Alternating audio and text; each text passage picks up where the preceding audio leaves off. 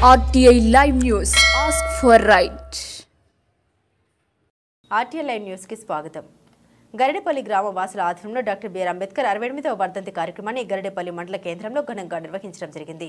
ఈ కార్యక్రమానికి ముఖ్య అతిథిగా హాజరైన ఎస్ఐ జలికంటి నరేష్ అంబేద్కర్ చిత్రపటానికి పూలమాల వేసి ఘనంగా నివాళులర్పించడం జరిగింది. ఈ సందర్భంగా ఆయన మాట్లాడుతూ ఆనాడు డాక్టర్ బిఆర్ అంబేద్కర్ రాసిన రాజ్యాంగం ద్వారానే నేడు ప్రతి ఒక్కరికి వాటి ఫలాలు అందుతున్నాయని, ఈనాడు ఏ వ్యవస్థ అయినా సరే అంబేద్కర్ రాసిన రాజ్యాంగంలోని పొందుపరచబడిన ఆర్టికల్ ద్వారానే పనిచేస్తూ ఉన్నాయని, అంతటి మహోన్నత వ్యక్తికి మహానీయుడికి మనమందరం ఎంతో రుణపడి ఉన్నామని, ఎన్ని చేసినా వారి రుణం తీర్చుకోలేమని, ప్రతి ఒక్క యువత అంబేద్కర్ ని ఆదర్శంగా తీసుకుని వారి ఇచ్చిన రాజ్యాంగ ఫలాలు అందిపుచ్చుకొని ఉన్నతమైన స్థాయిలో ఉండాలని వారు సూచించారు. ఈ కార్యక్రమంలో టీఆర్ఎస్ పార్టీ హుజూర్నగర్ నియోజకవర్గ నాయకులు Jilakar Ramaswamy, senior journalist Barigeda Vijayakumar, TDP Garidepalli మండల అధ్యక్షులు కేసర నాగయ్య, కాంగ్రెస్ పార్టీ గరిడేపల్లి గ్రామ మాజీ అధ్యక్షులు పిట్ట సైదులు, కంకరమిల్లి యజమాని అంబటి కృష్ణారెడ్డి, నకరకంటి రవి, పిట్ట రామకృష్ణ, బచ్చిలకురి నాగార్జున, అల్లంపల్లి శేఖర్, కొత్తపల్లి మైసయ్య, నందిపట్ రవీందర్, బొజ్జా పవన్, కొత్తపల్లి నాగరాజు, పిట్ట నాగరాజు, పిట్ట శ్రీను, మత్స్య సురేష్, అమరవరపు వినోద్, మత్స్య విష్ణు, కస్తూర్బా గాంధీ పాఠశాల ఉపాధ్యాయురాలు తదితరులు ఈ కార్యక్రమంలో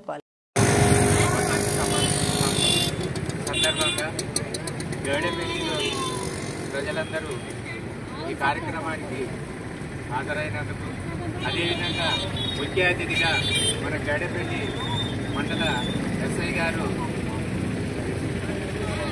నరేష్ గారు హాజరయ్యి వారు అంబేద్కర్ గారికి పూలమాలేసి శ్రద్ధాంజలి ఘటించడం జరిగినది.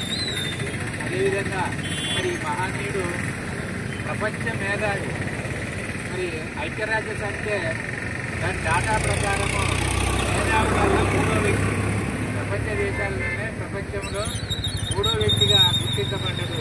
మరి అట్లాంటి మేధావి దాదాపు ఒక 50-60 దేశాలు తిరిగి అక్కడ ఉన్నటువంటి రాజ్యాంగాలను చూసి మన భారతదేశానికి ఏ విధమైన రాజ్యాంగం ఉండాలి, మరి బడుగు బలైన వర్గాలకు కులం లేదు, మతం లేదు అనే భావనతోని అన్ని వర్గాల ప్రజలకు ఈ రాజ్యాంగం ఉపయోగపడాలని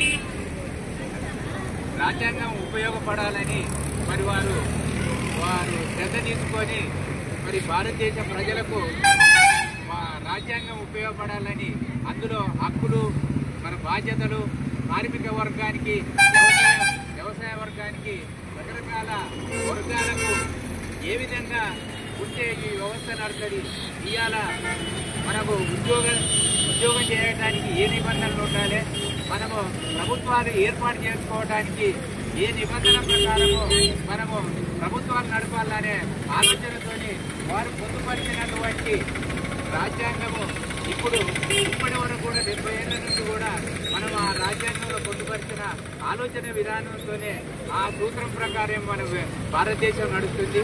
మరి ఇలా ప్రతి ఒక్క వ్యక్తి, మరి ఇలా వార్డు మెంబర్ కానుండి చూసే ప్రధానమంత్రి వరకు కూడా వారు రాసినటువంటి రాజ్యాంగ విధానం ప్రకారం, సూత్రం ప్రకారమే ఇలా వాళ్ళు పదవులు అనుభవిస్తారు.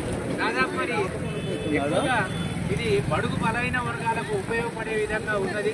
మరి ఆనాడు ప్రభుత్వాలే కనుక కరెక్ట్ గా ఒక 10 ఏళ్ళు రిజర్వేషన్ పెట్టారు. ఆ 10 ఏళ్ళు కనుక రిజర్వేషన్ అమలు చేస్తే మనం ఈ స్థాయిలో ఉండేవాళ్ళం. వాళ్ళ స్వార్థం కోసం, వాళ్ళ స్వలాభాల కోసం రిజర్వేషన్ పెంచుకుంటూ పోతున్నారు. కానీ ప్రజలకు కావాల్సిన అభివృద్ధి ఏంటి, వాళ్ళకి కావాల్సిన వనరులు ఏంటి, మరి అభివృద్ధి చేయకుండా ఈ ప్రభుత్వాలు నడుస్తున్నాయి.